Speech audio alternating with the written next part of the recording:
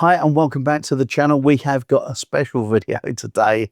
This is the 10 best songs by the artists that I hate. And that's a lot harder to do than I actually thought of it, because I didn't think that I would like any songs by artists that I don't like. And so that I've picked a top 10 out of that. So let's get right the way to it. Number 10. At number 10, it's Donny Osmond. God, when I was young and he was out, I could not stand him. I was 12 in 1972 when Puppy Love came out, and I liked the original version by Paul Anka, couldn't stand the Donny Osmond one, and of course, he was a teen heartthrob with people. But what really made me dislike him was when it came to the summer on the holiday camp where my mum and dad had an arcade and a bingo, and people used to go to me, "Oh, don't you look like Donny Osmond?" No, I hated it. I hated Puppy Love. And why I love her so. Anyway, years went by and I still never heard any more from him, thank the Lord.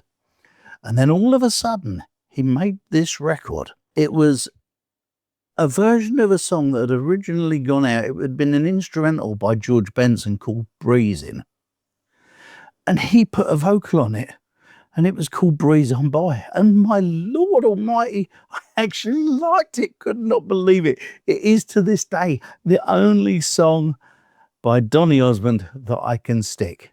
So that's your number 10. Anybody thinking about you in the way that I'm thinking about you? Number 9. But when I didn't like Donny Osmond, I also could not stand David Cassidy.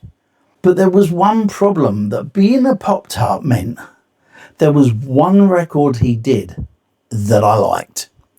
And the trouble with that record was it was a double-sided record. And on one side of it was Dreamer, and I didn't mind that. Daydreamer, I'm walking in the rain. But if you flicked it over on the other side, was this quirky little number called The Puppy Song.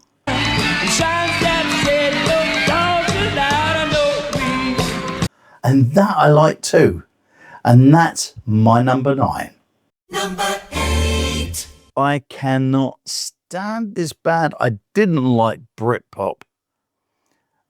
But Oasis, oh God, I couldn't stand them. They got right on my nerves. And there wasn't much that I liked about them at all. However, there was a TV program called The Royal Family. It was a comedy series in the 90s.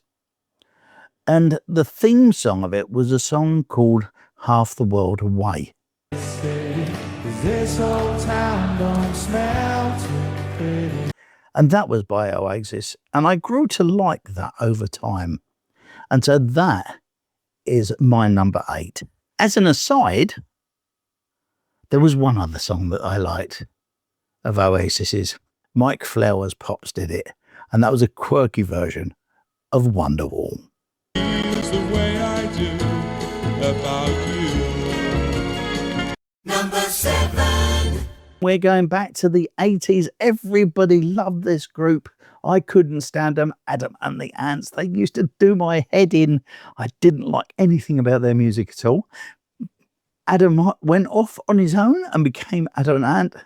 And then he did a record that I remotely liked. I could not believe it. And that is my number 7. It's Goody Two Shoes. Goody two, goody two, goody goody two shoes. Goody two, goody two, goody goody two shoes. Number 6. And if there was anyone who used to make me depressed and I could not stand any of her records, it was music to slit your wrist to. It's Adele. I do not like anything she did until I heard this one, Chasing Pavements. That comes in at my number 6.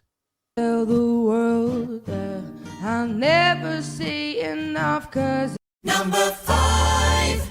And at number 5 was a group that I really wished I didn't even like this one a little bit, because then I wouldn't have had to play them at all. But at number 5, we have Coldplay, the most boring band I think I've ever listened to.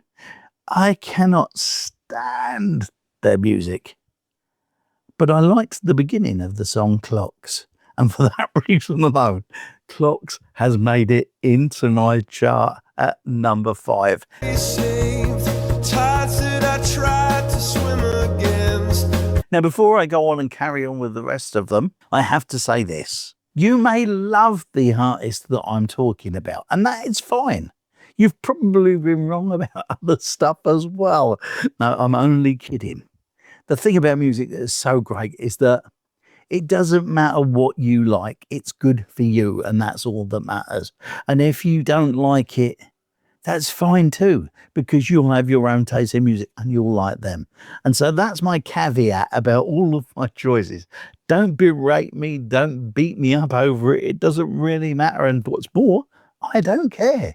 These are the songs that I can put up with by artists that I can't stand. Number 4. A massive band in the 80s and the 90s. You two were just loved by it. It seemed like everybody, except me. I couldn't stand most of their music, but there was one record that I liked, and I'd heard that, and I was a bit disappointed, to be honest, to even like it. And it's I Still Haven't Found What I'm Looking For.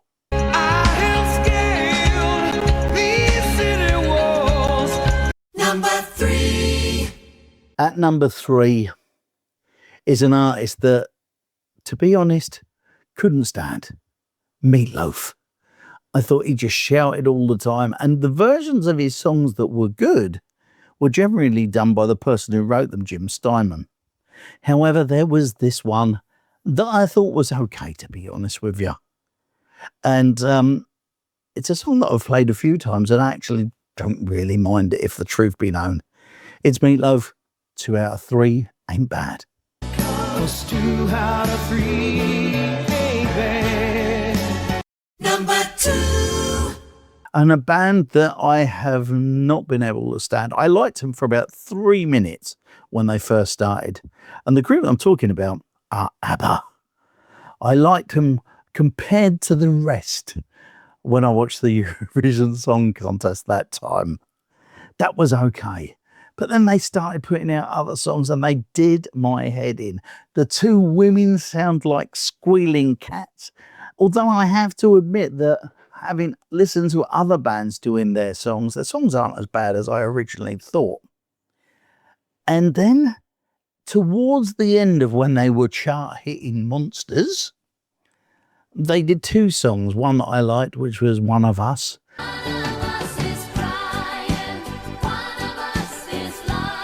But the one that I really liked was The Day Before You Came. None of that waily horribleness that they normally did. Just a downright good song. So that is the song that is my number 2.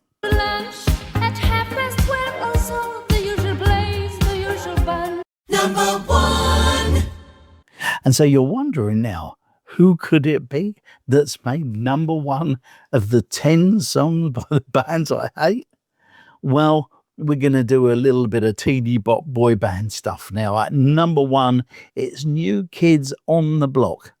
I could not stand pretty much anything that they did. I thought they were awful. They assaulted my ears. And then they went out and done this song called Tonight. The beginning of it could have been an ELO song. There was bits of it that reminded me of the Beatles. And the more I heard it, the more I actually started to like it. So at number 1, we have New Kids on the Block and Tonight. Well, I guess it's a brand new day after all. And so that's it for my chart countdown. I hope you've enjoyed it. Please don't beat me up over it too much, because if you like any of those songs, that's fine. Me, couldn't stand most of the bands. But that's it from me. I hope you've enjoyed that. I'll try and come up with some more of these off-the-wall ideas for charts. And I will see you on the next video. And up there, I'll put one of my other music videos just to try and cheer you up a bit. I'll see you next time.